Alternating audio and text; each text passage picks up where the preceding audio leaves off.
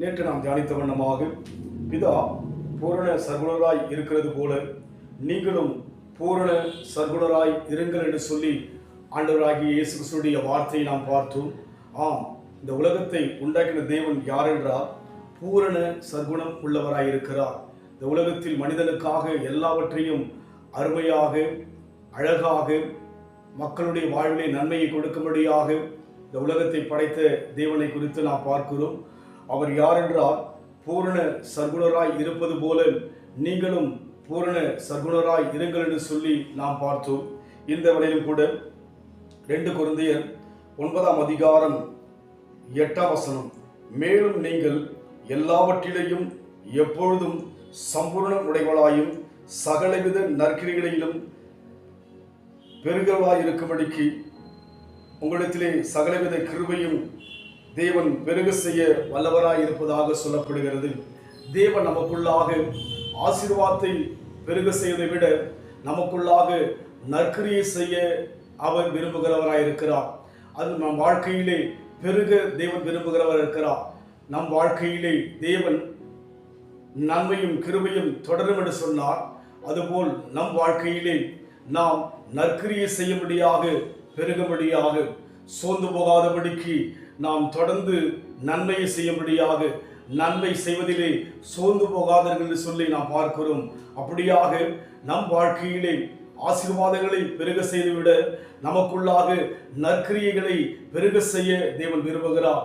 கடந்த நாட்களிலே நம் தேசத்தில் ஒரு பெரிய இயற்கை சீற்றத்தினாலே இந்த வயநாடு பாதிக்கப்பட்டு அநேக ஜனங்கள் 100க்கு கணக்கான மக்கள் மரித்ததாக, இன்னும் அநேகருடைய காரியங்கள் அங்கே புதைக்கப்பட்டதாக சொல்லப்படுகிற ஒரு வேதனையான சம்பவத்தை நாம் கேள்விப்பட்டு கொண்டிருக்கிறோம்.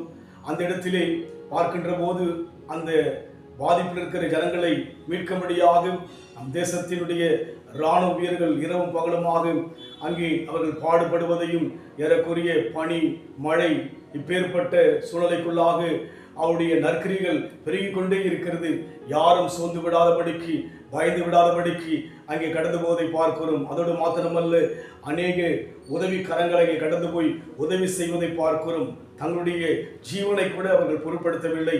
இங்கே வேதம் சொல்கிறது நமக்குள்ளாக நற்கிரிகள் பெருக வேண்டும் என்று சொல்லி.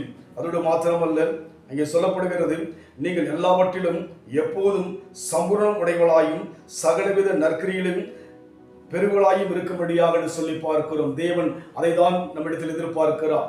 எந்த நேரத்திலையும் நம்முடைய நன்மைகள் பெருகிக் கொண்டே இருக்க வேண்டும். நம் வாழ்க்கையிலே ஆண்டவர் அடைத்த நோக்கம் அதுதான்.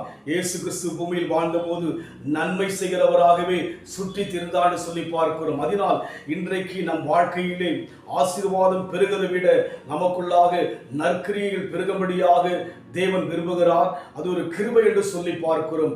தேவன் அதை கொடுக்க, கிருபையை கொடுக்க சித்தமுள்ளவராய் இருக்கிறார். நமக்குள்ளாக நற்கிரியை பெருக ஒப்புக் கொடுக்க வேண்டும். நாம் சோர்ந்து விடக்கூடாது. இப்பேற்பட்ட பாதிப்புகள் கடந்து வரும்போது நம்மூலமாக ஜெபம் மாத்திரமல்ல, நம்மூலமாக விடுதல் மாத்திரமல்ல, நம்மூலமாக நற்கிரியைகள் பெருகும்படியாக தேவன் சித்தம் வைத்திருக்கிறபடினாலே அந்த அனுபவத்தில் போகும். நிச்சயமாகவே அது ஒரு கிருபை என்று சொல்லி வேதம் சொல்கிறது. நம் வாழ்க்கையிலே கிருபை பெற்ற மக்களாய் வாழ வேண்டும் என்று சொன்னால் நற்கிரியிலே பெருகும்படியாகும்.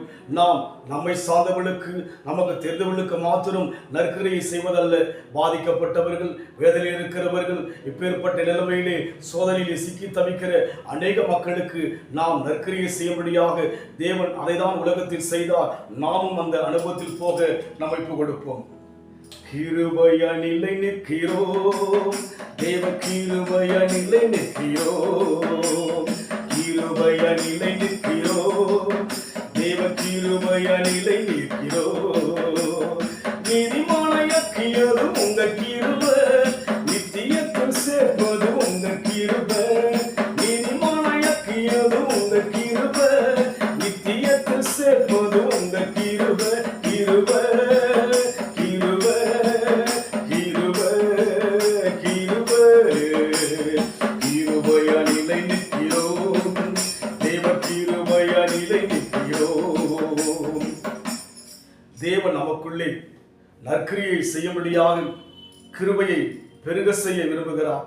அன்பின் ஆண்டவரே, எங்களுக்குள்ளாக எப்பொழுதும் நற்கிரியை செய்யும்படியாக நீ உலகத்தில் வாழ்ந்தபோது யாவருக்கும் நற்கிரியை நல்லதே செய்து நீ உலகத்தை படைத்த போது உலகத்தில் வாழ்கிற எல்லா மக்களுக்கும் நன்மையே உம்முடைய படைப்பாய் இருப்பதற்காக நன்றி செலுத்துகிறோம்.